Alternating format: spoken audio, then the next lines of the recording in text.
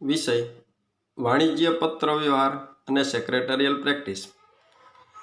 વિભાગ બીજો, chapter number 5, કંપનીના સંચાલકો. એની અંદર આપણે અગાઉ 2 પ્રશ્ન છે તેનો અભ્યાસ કરેલો. તો આજે પ્રશ્ન છે સંચાલકોના પ્રકારોની સમજૂતી આપો.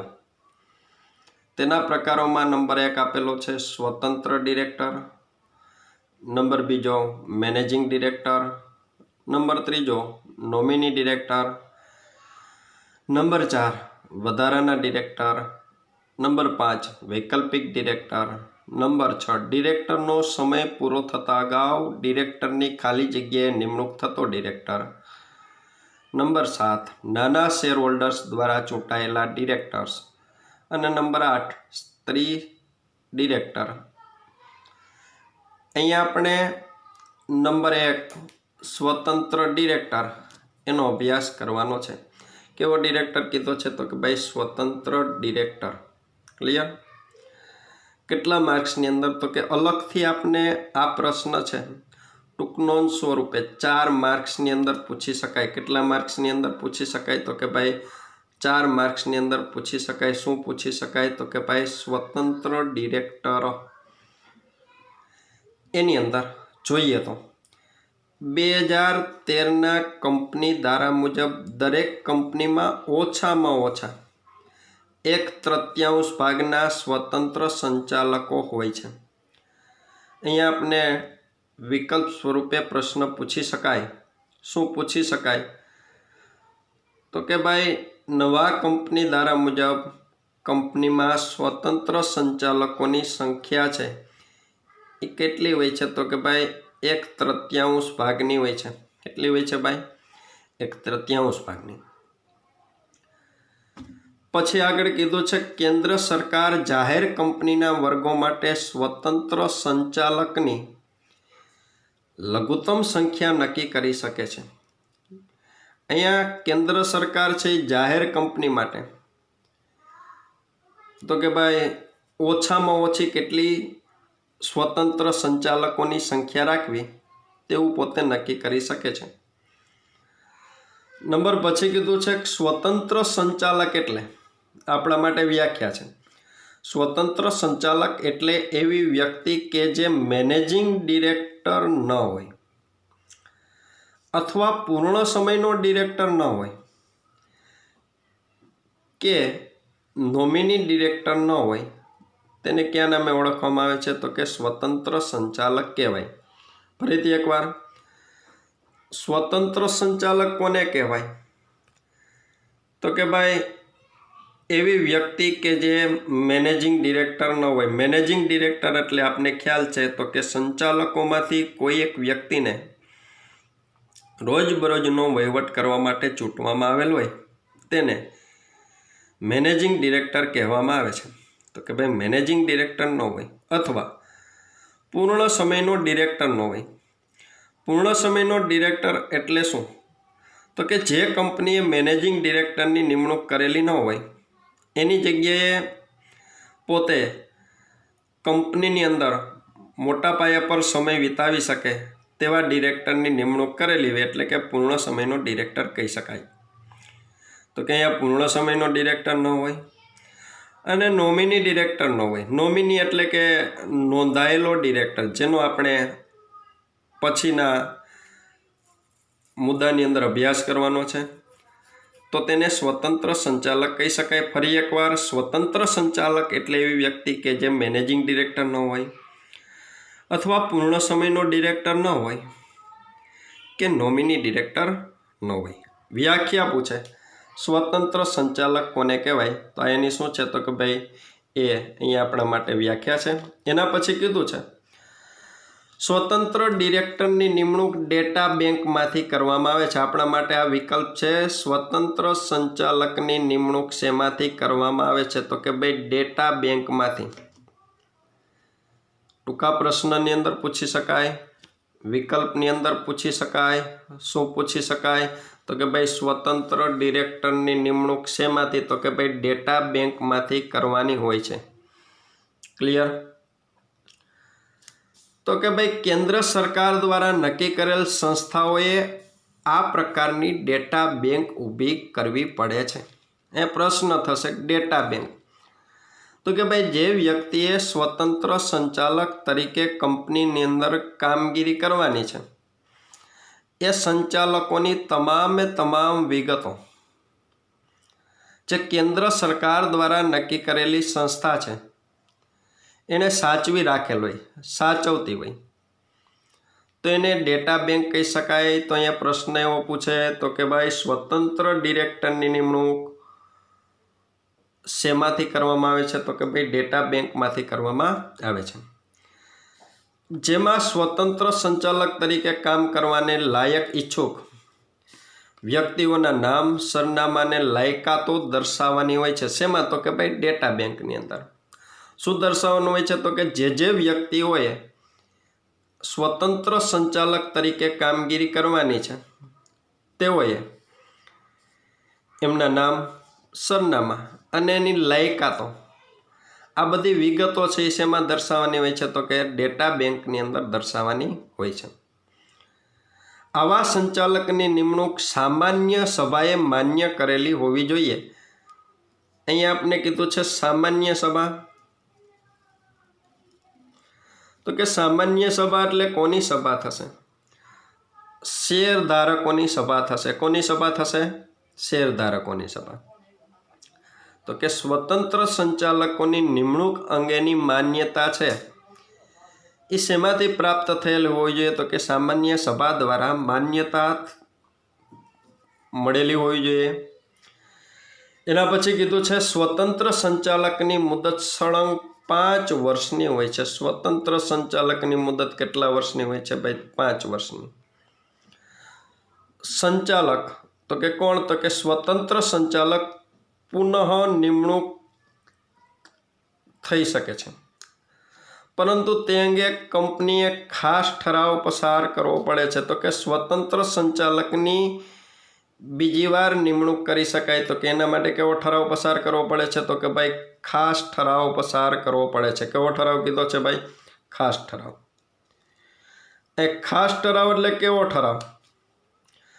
તો કે ભાઈ 75% બહુમતીથી જે ઠરાવ પસાર કરવામાં આવેલો હોય એને કેવો ઠરાવ કહેવામાં આવે છે? તો કે ખાસ ઠરાવ કહેવાય। અને બોર્ડના અહેવાલમાં આવી નિમણૂકની જાહેરાત પણ કરવી પડતી હોય છે। અહીંયા બોર્ડનો અહેવાલ એટલે શું? તો કે ભાઈ સંચાલકોનો અહેવાલ, એની અંદર આ બાબતની માહિતી આપવી પડે છે નહીં? તો કે ભાઈ સ્વતંત્ર ડિરેક્ટર છે એની નિમણૂક છે એ કરેલી છે એ બાબતની।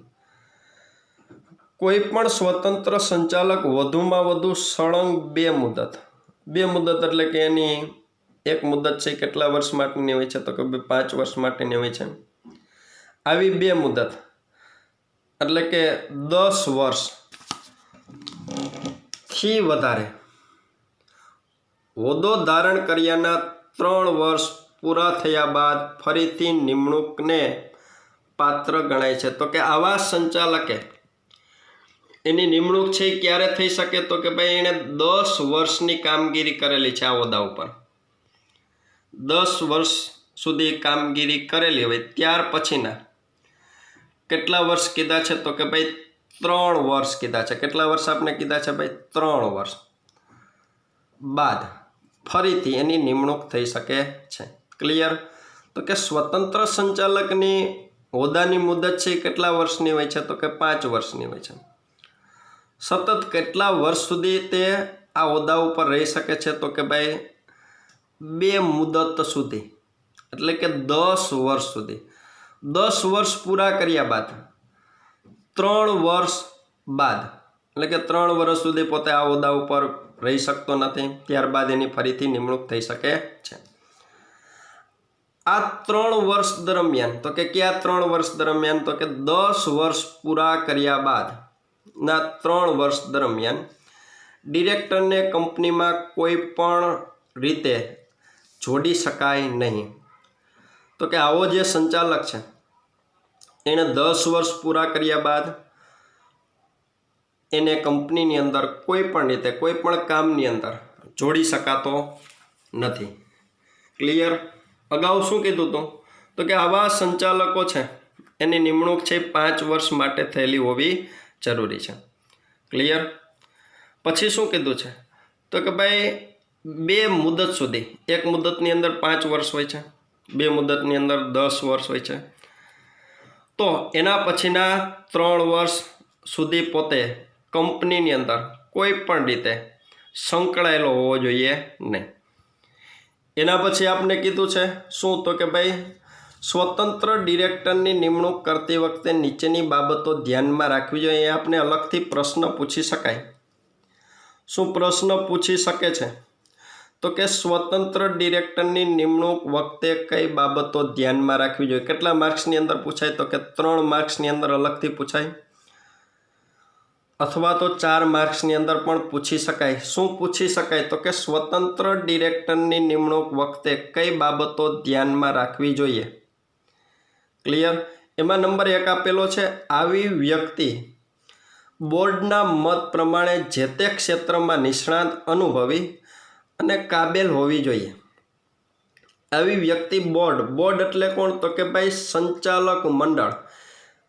એને શું કહી શકાય? તો કે બોર્ડ કહી શકાય. તો કે સંચાલક મંડળના મતે જે તે ક્ષેત્રમાં, તો કે ધંધાકીય એકમ છે, જે તે ક્ષેત્રની અંદર કાર્ય કરતું હોય, એ કાર્યની અંદર જે વ્યક્તિ સ્વતંત્ર સંચાલક માટે કામ કરવા માંગતું હોય તે નિષ્ણાત હોવી જોઈએ. એની પાસે જે તે ક્ષેત્રનો અનુભવ હોવો જોઈએ અને એના માટે પોતે કાબેલ એટલે કે લાયકાત ધરાવતી હોવી જોઈએ. ક્લિયર? નંબર 2 કીધો છે, આવી વ્યક્તિ કંપની કે ગૌણ કંપની કે સહાયક કંપનીના સ્થાપક હોવા જોઈએ નહીં. કોણ? તો કે જે વ્યક્તિને સ્વતંત્ર સંચાલક તરીકે કાર્ય કરવું છે એને ગૌણ કંપની. બીજું કીધું છે સહાયક કંપનીના સ્થાપક એટલે કે પ્રમોટર પોતે હોવા જોઈએ નહીં. એ પ્રશ્ન આવે છે ગૌણ કંપની કોને કહેવાય?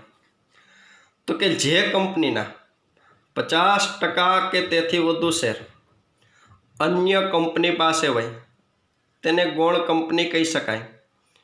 તો કે જે વ્યક્તિએ સ્વતંત્ર સંચાલક તરીકે પોતાની નિમણૂક છે એ કરવાની હોય છે એને ગૌણ કંપની. બીજું કીધું છે સહાયક કંપની ના સ્થાપક પોતે હોવા જોઈએ નહીં. સ્થાપક એટલે કે અહીં અંગ્રેજીની અંદર કીધું છે પ્રમોટર પોતે ના હોવા જોઈએ. પછીનો નંબર કીધો છે, આવી વ્યક્તિ કંપનીના કોઈ સ્થાપક કે સંચાલકના સગા હોવા જોઈએ નહીં. તો કે કેવી વ્યક્તિની વાત કરી છે? તો કે જે વ્યક્તિએ સ્વતંત્ર સંચાલક તરીકે નિમણૂક થવાની છે એવી વ્યક્તિ છે એ પોતે કોઈ પણ કંપનીના સ્થાપક કે સંચાલકના શું ના હોવા જોઈએ? તો કે ભાઈ સગા છે હોવા જોઈએ નહીં. આવી વ્યક્તિના કંપની સાથે, ગૌણ કંપની સાથે કે સહાયક કંપની સાથે તેના ડિરેક્ટર કે પ્રમોટર સાથે કોઈ નાણાકીય વ્યવહારો અગાઉના 2 વર્ષ દરમિયાન હોવા જોઈએ નહીં. તો કે જ્યારે સ્વતંત્ર ડિરેક્ટરની નિમણૂક કરવાની છે ત્યારે આવા ડિરેક્ટરે એનો હોદ્દો ધારણ કરે છે એ અગાઉના 2 વર્ષ પહેલાં અહીંયા ડિરેક્ટર સાથે એટલે કે કંપનીના કોઈ સંચાલક સાથે, કંપનીના કોઈ સ્થાપક સાથે કોઈ પણ પ્રકારના નાણાકીય વ્યવહારો છે એ કરેલા હોવા જોઈએ નહીં. અને પછીનો નંબર કીધો છે કંપનીના મુખ્ય સંચાલકીય પદાધિકારી તો કે KMP પૂર્ણરૂપ થશે કી મેનેજરિયલ પર્સનલ સાથે નિમણૂકના આગલા 3 વર્ષ દરમિયાન કોઈ પણ પ્રકારનો કાંઈ સંબંધ હોવો જોઈએ નહીં.